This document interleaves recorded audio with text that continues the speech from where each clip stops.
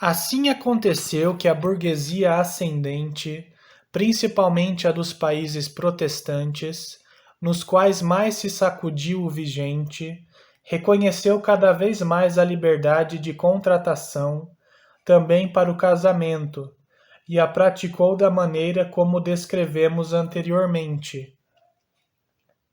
O casamento continuou sendo classista, mas dentro da classe foi concedido aos envolvidos certo grau de liberdade de escolha, e no papel, tanto para a teoria moral como para a descrição poética, nada era mais inabalável do que a convicção de que era imoral todo casamento que não se baseasse no amor sexual recíproco e no consentimento realmente livre dos cônjuges. Em suma, o casamento por amor foi proclamado direito humano, e mais precisamente, não só como direito do homem, mas também excepcionalmente como direito da mulher. Porém, esse direito humano se distinguia em um ponto dos demais assim chamados direitos humanos. Enquanto na prática estes permaneceram restritos à classe dominante, à burguesia, e eram direta ou indiretamente cerceados no que dizia respeito à classe oprimida, ao proletariado, no ponto em questão comprova-se uma vez mais a ironia da história. A classe dominante permanece dominada pelas influências econômicas que conhecemos e, por conseguinte, exibe apenas excepcionalmente casamentos consumados de modo realmente livre, ao passo que na classe dominada, como vimos, eles são a regra. Portanto, a liberdade completa de consumação do casamento só será universal quando a eliminação da produção capitalista e das relações de propriedade criadas por ela tiverem afastado todas as considerações econômicas colaterais, que no momento ainda exercem uma influência muito poderosa sobre a escolha dos cônjuges. Quando isso acontecer, não restará mais nenhuma outra motivação além da afeição mútua. Ora, dado que o amor sexual é exclusivo por natureza, embora hoje em dia essa exclusividade só se realize plenamente na mulher, o casamento fundado no amor sexual é por natureza monogâmico. Vimos que Bachofen tinha toda a razão ao considerar que a evolução do casamento grupal para o casamento monogâmico é preponderantemente obra das mulheres.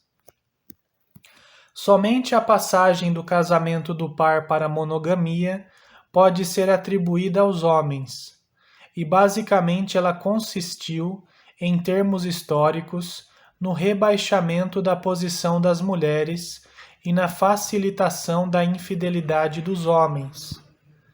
Ora, se ainda forem suprimidas as considerações econômicas, em virtude das quais as mulheres aceitam a costumeira infidelidade dos homens, por preocupação com sua existência e, sobretudo, com o futuro dos descendentes, a igualdade alcançada pela mulher terá, como mostram todas as experiências realizadas até agora, um efeito infinitamente maior no sentido de tornar os homens realmente monogâmicos do que no sentido de tornar as mulheres poliândricas.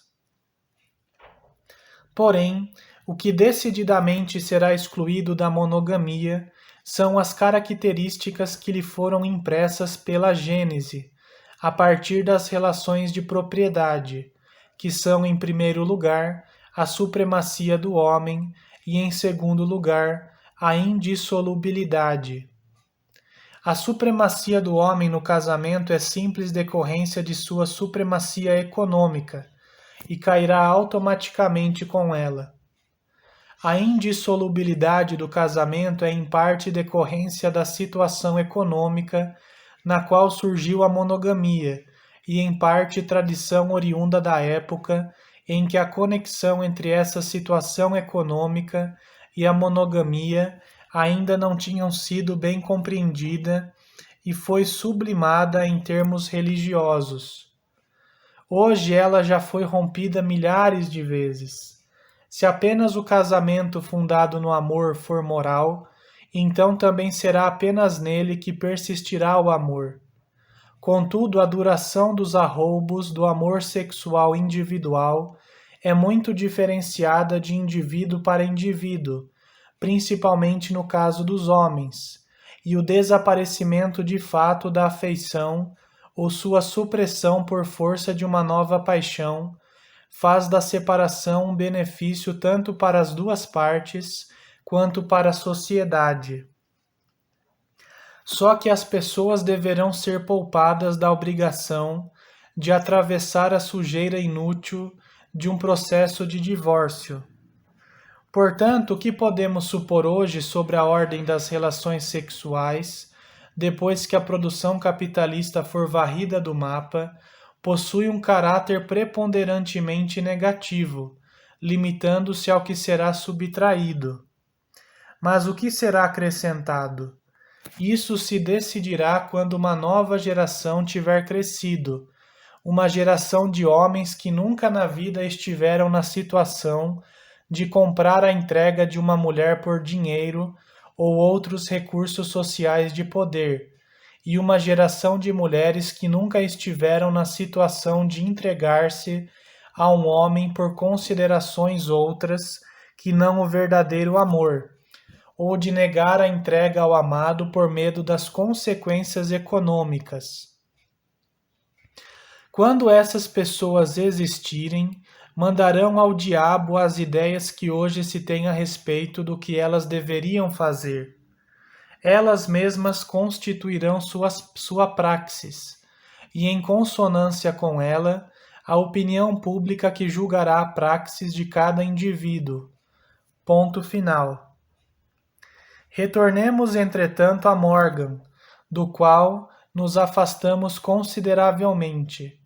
A investigação histórica das instituições sociais que se desenvolveram durante o período da civilização extrapola o escopo de seu livro. Por conseguinte, as vicissitudes da monogamia durante esse período ocupam-no apenas muito brevemente. Ele também vê o aprimoramento da família monogâmica como um avanço, uma aproximação da plena igualdade de direitos dos sexos, não considerando, contudo, que essa meta tenha sido alcançada. Porém, diz ele, quando se reconhece o fato de que a família assumiu 4 formas subsequentes e agora se encontra na 5ª, surge a pergunta se essa forma poderá ser duradoura no futuro. A única resposta possível é que ela tem de evoluir do mesmo modo que a sociedade evolui, transformar-se na mesma proporção que a sociedade se transforma, exatamente como aconteceu até agora. Ela é criação do sistema social e refletirá seu estado de formação.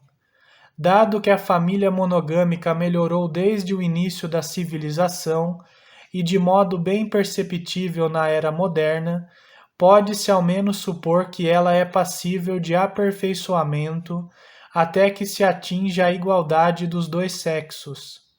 Se no futuro distante a família monogâmica não for capaz de satisfazer as demandas da sociedade, é impossível prever quais serão as características de sua sucessora.